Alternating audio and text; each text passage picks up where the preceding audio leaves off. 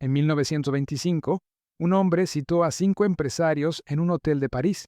Les dijo que era funcionario del gobierno francés.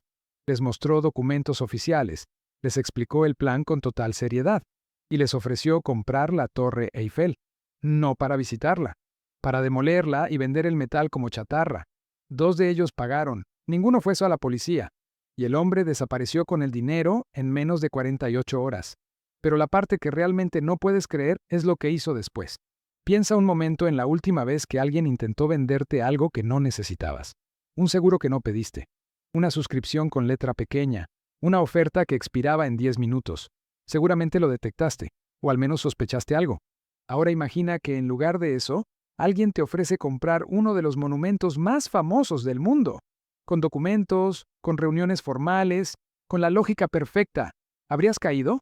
Los hombres de negocios más exitosos de París en 1925 cayeron, y lo hicieron no porque fueran tontos, sino porque el estafador era extraordinariamente bueno en lo que hacía. Su nombre era Victor Lustig, y esta es la historia del hombre que vendió la Torre Eiffel 2 veces, en el mismo mes. Victor Lustig nació en 1890 en lo que hoy es la República Checa. Desde joven tenía 2 talentos muy claros. Hablaba 5 idiomas con fluidez perfecta y mentía con una convicción que haría enrojecer a cualquier actor profesional. A los 20 años, ya cruzaba el Atlántico en transatlánticos de lujo, estafando a pasajeros ricos con juegos de cartas trucados y negocios falsos. No era un criminal de poca monta. Era metódico. Estudiaba a sus víctimas antes de acercarse, aprendía sus miedos, sus ambiciones, sus puntos débiles, y luego construía una mentira perfectamente adaptada a cada persona. Llegó a acumular 45 alias distintos, 45 identidades diferentes, cada una con su propia historia, su propio acento, sus propios documentos.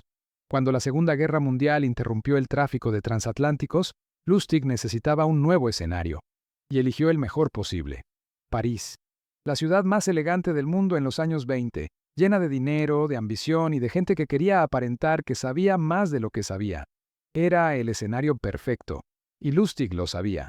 Pero lo que nadie esperaba es cómo encontró la idea de su vida en un simple artículo de periódico. Un día de abril de 1925, Lustig estaba leyendo el periódico en su hotel parisino, y encontró un artículo que hablaba del estado de la Torre Eiffel. La torre había sido construida en 1889 como estructura temporal para la Exposición Universal. 36 años después, su mantenimiento era cada vez más costoso. El artículo especulaba, sin ningún fundamento real, sobre si el gobierno francés debería plantearse demolerla. Para la mayoría de la gente, ese artículo era una curiosidad. Para Lustig, fue una oportunidad. En menos de una semana, Lustig había conseguido papel con membrete falso del Ministerio de Correos y Telégrafos francés, que era el organismo gubernamental que gestionaba la torre en esa época. Había contratado a un cómplice para que hiciera de secretario oficial, y había enviado cartas formales a 6 de los mayores chatareros y empresarios del metal de París. Las cartas eran impecables. El lenguaje, el formato, el sello, todo era indistinguible de un documento gubernamental real. En la carta, los invitaba a una reunión confidencial en el Hotel de Crillon, uno de los hoteles más lujosos y exclusivos de París. Esa elección no era casual. Lustig sabía que una reunión en ese hotel generaba inmediatamente una sensación de legitimidad que ningún documento podía crear por sí solo. Si el gobierno te cita en el Hotel de Crillon, no dudas. Vas. Y los 6 empresarios fueron. Pero lo que nadie esperaba es lo que Lustig hizo durante la reunión para asegurarse de que todos creyeran cada palabra. Los 6 empresarios se sentaron en una sala privada del hotel. Lustig entró con su secretario falso, impecablemente vestido, con el porte tranquilo de alguien que tiene todo bajo control. Les explicó la situación con total seriedad. El gobierno francés había tomado la difícil decisión de demoler la Torre Eiffel. El coste de mantenimiento era insostenible. La decisión era definitiva, pero todavía confidencial, porque el impacto público sería enorme. Por esa razón, antes de hacer ningún anuncio oficial, el ministerio quería vender los 7,000 toneladas de hierro de la estructura a una empresa privada. 7,000 toneladas de hierro de alta calidad. En 1925, eso valía una fortuna. Lustig observó las caras mientras hablaba. Estudió las reacciones, identificó al más ansioso, al más escéptico, al que intentaba no mostrar interés para negociar mejor. Y después de la reunión, les llevó a todos en una limusina oficial a visitar la propia Torre Eiffel, con pases de acceso, con un guía técnico, con documentos de medición del peso del metal, todo inventado, todo perfecto. Entre los 6 empresarios, había uno que le llamó especialmente la atención. Se llamaba André Poisson. Era relativamente nuevo en los negocios parisinos de alto nivel. Quería demostrar que pertenecía a ese círculo de poder. Y estaba dispuesto a pagar por ello. Lustig lo identificó en 5 minutos. Pero lo que nadie esperaba es la jugada que Lustig usó para cerrar el trato y que es tan brillante que se estudia todavía hoy en psicología de la persuasión. Poisson empezó a dudar. Era mucho dinero. La operación era inusual. Algo en su interior le decía que debía verificar más. Lustig lo notó, y en lugar de presionar o añadir más argumentos, hizo lo contrario. Pidió reunirse con Poisson en privado. En esa reunión, Lustig bajó la guardia de forma aparente. Se mostró incómodo. Miró hacia los lados, y luego, en voz baja, le confesó algo. Le dijo que su sueldo como funcionario del gobierno era ridículamente bajo para el trabajo que hacía, que gestionar una operación de esta magnitud requería mucho esfuerzo personal, que él esperaba que el adjudicatario del contrato entendiera que cierta compensación adicional era parte del proceso. Básicamente, Lustig le estaba pidiendo un soborno. Y ese detalle, ese momento de aparente corrupción menor, fue lo que convenció a Poisson de que todo era real, porque en su mente, la lógica era perfecta.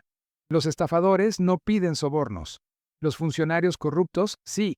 Y los funcionarios corruptos son absolutamente reales.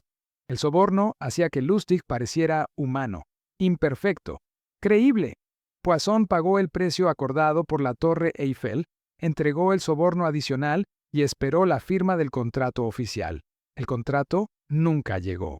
Lustig ya estaba en un tren hacia Viena con el dinero en efectivo. La cantidad exacta nunca se confirmó públicamente, pero las estimaciones históricas hablan de entre 70.000 y 100.000 francos franceses, el equivalente aproximado a 1,5 millones de euros actuales. Pero lo que nadie esperaba es la reacción de Poisson cuando se dio cuenta de lo que había pasado. Poisson tardó varios días en asumir la realidad. Cuando finalmente entendió que había comprado la Torre Eiffel a un estafador, tomó una decisión que Lustig había calculado desde el principio. No fue a la policía. La vergüenza era demasiado grande. Explicar que había pagado para comprar la Torre Eiffel implicaba admitir que era exactamente el tipo de nuevo rico ingenuo que intentaba aparentar ser algo que no era. No podía soportarlo. Así que no dijo nada. Absolutamente nada. Y Lustig, que había calculado exactamente esa reacción, lo supo en cuanto pasaron los días y no hubo ninguna denuncia, ningún artículo en el periódico, ninguna orden de búsqueda. Entonces tomó la decisión que convierte esta historia en algo completamente único. Volvió a París. 6 semanas después, Lustig estaba de nuevo en el Hotel de Crillon, con nuevas cartas en papel oficial, con su secretario falso, con una nueva lista de chatareros y empresarios del metal. Y volvió a ofrecer la Torre Eiffel. Esta vez el segundo comprador sí fue a la policía, pero para entonces Lustig ya había cruzado la frontera, libre, con otro 1,5 millones de euros en el bolsillo, por el mismo monumento, por segunda vez. Pero lo que nadie esperaba es lo que Victor Lustig hizo durante los años siguientes, que hace que la Torre Eiffel parezca un calentamiento.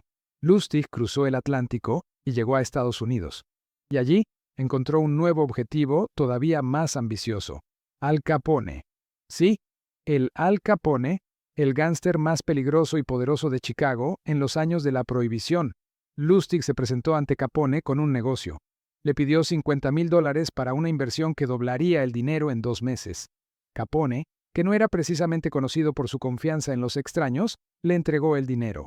Lustig lo guardó en una caja fuerte durante 2 meses sin tocarlo. Al final del plazo, se reunió con Capone, le devolvió los $50,000 exactos y le dijo que la inversión no había funcionado y que no podía quedarse con el dinero de nadie si no había resultados. Capone, asombrado por esa honestidad insólita en su mundo, le regaló $5,000 como reconocimiento a su integridad, que era exactamente lo que Lustig había planeado desde el principio: usar el dinero de Capone como garantía de reputación para acercarse a víctimas más grandes. y salir con $5,000 sin haber arriesgado nada propio. Lustig siguió estafando durante años con una máquina de fabricar billetes falsos, con bonos del tesoro inventados y con esquemas financieros cada vez más elaborados. Fue detenido, escapó de prisión, fue capturado de nuevo y finalmente murió en la cárcel de Alcatraz en 1947. Pero lo que nadie esperaba es el detalle que encontraron los agentes del FBI cuando registraron sus pertenencias. Entre las cosas que Victor Lustig llevaba siempre consigo, los agentes del FBI encontraron un papel manuscrito. Era una lista personal, sus propias reglas para estafar con éxito, 10 mandamientos del estafador perfecto, escritos de su puño y letra.